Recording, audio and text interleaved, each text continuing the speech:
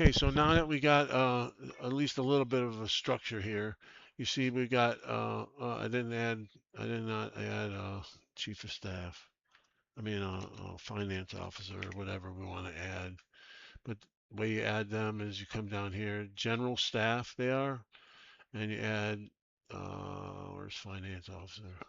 Finance officer, and he reports to the chief of staff, one of the chief of staffs that you want to have, whatever. Okay, there you go. So now everybody's filled in down this thing right here. That's the structure. Okay, this the flight flags marshal can have three flights captains, and the flights captains can have um, three sortie sergeants underneath them. Okay, there's 9 ranks, including the sync. So there's actually 8 ranks that you can attain. Chief of staff, general officer, sortie sergeant, flags marshal, which is 3 bars of the thing, flight captain, sortie sergeant, and there is private second class, airman first class, and pilot recruit. That's it. So that's all we got right now. Okay. I know you guys probably want more and probably want some custom ones, but we couldn't figure out how to do that. It was hard enough trying to figure out this structure for 123 people. So when you start adding other people, it goes down here. It'll come down on an axis like this, spreading out. In the help menu, you'll see show you a little bit more about how that actually looks. Okay, so now we'll look at the talk about the service cards. Okay, you got name up top, service card. You got 3 tabs here. You've got name, rank, serial number. No, not serial number, but you got your squadron sync, who it is, what's his rank, what's his title, sonar status, and duty status. Here's wins and losses. Those you fill out yourself. There's no importing. So if you lie, you lie.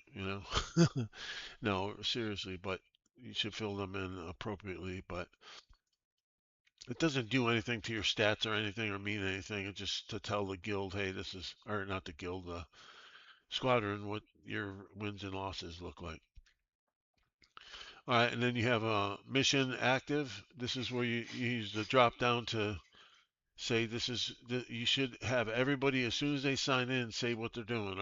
Are they mission ready? Are they active in a mission? Are they getting ready to go in a mission? Are they training with one of their squadron members? A solo activity? They just want to hang out by themselves. Standby. They're ready to go, but they're in standby mode, AFK or offline. So have people fill that in appropriately, and it keeps everybody straight. And then if you ever want to see like where everybody is, what you can do is you have to expand the group up here. But what you can do is hit uh, Pulse, and Pulse will go out. It'll do a quick search and let everybody know what your status is. Okay. And then you see our status here is red, mission active. Okay. So that's how that works. And then you got update duty status, you got vacation, on hold, or inactive. Then here's your subordinates down here. And anytime you make a change, if you went from mission active to training, you have to hit save card because it sends out another message up here out to the rest of the squadron to let them know, hey, he's training now.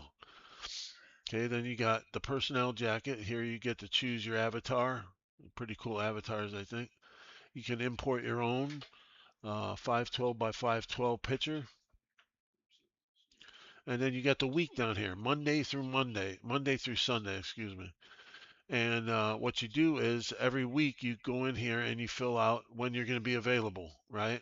So what you need to do first is make sure in settings that you put in your time zone and then put in if you want 24-hour clock or 12-hour clock. If I want a 12-hour clock, this is how it looks. 12 to 3 a.m., 3 to 6 a.m., 6 to 9 a.m. I put in 3 hour blocks because usually people are on at least for more than an hour or two, and that's all I could really fit inside this zone right here. And then when you make changes, so I'm gonna make changes. I'm gonna be up on Thursday night, so I'm gonna hit save card. Once again, it syncs. It sends another message out.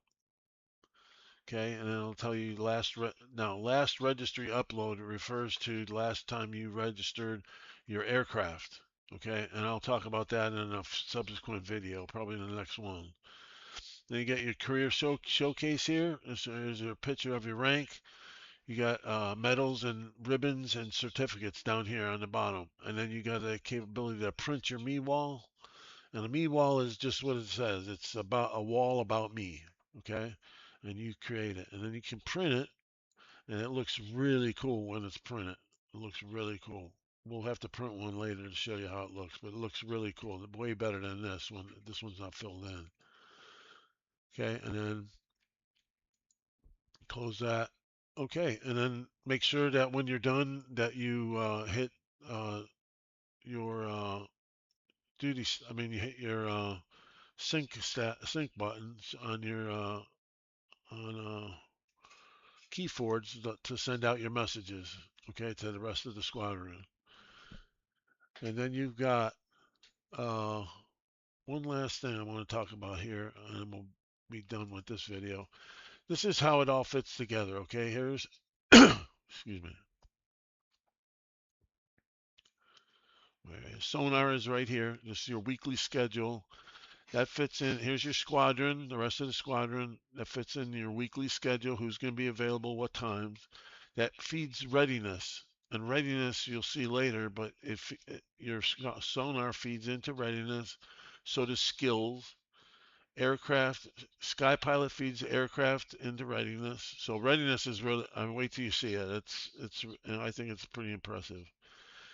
Now you got mission here, and mission is it creates a mission board. Like the sync says, hey, you're a mission commander for this mission, or hey, I want to be mission commander on. I want to create my own mission on Tuesday night and arcade battle. Okay, and then he creates the mission, and then it'll go out and it'll be on the mission board, and people can sign up for it based on the availability of themselves and when the squadron, I mean, when the event takes place.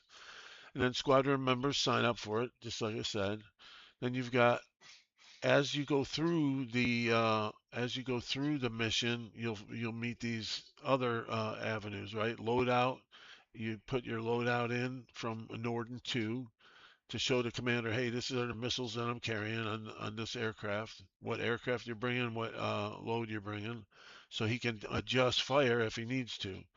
Then you've got the sand table. That's his briefing to tell you, hey, this is how I want to tackle this. I want you guys to go east. I'm going to take 2 up the middle and 1 down the side, and we're going to meet here, or we're going to do our seed mission first. After the seed mission, we're going to take out the aircraft, and then we're going to send in the bombers. Okay, and then you've got rewards at the end, and then at the very end, you get, well, not the after action review library first, and then rewards last, and then you're done with the mission. Oh, I didn't mention Intel.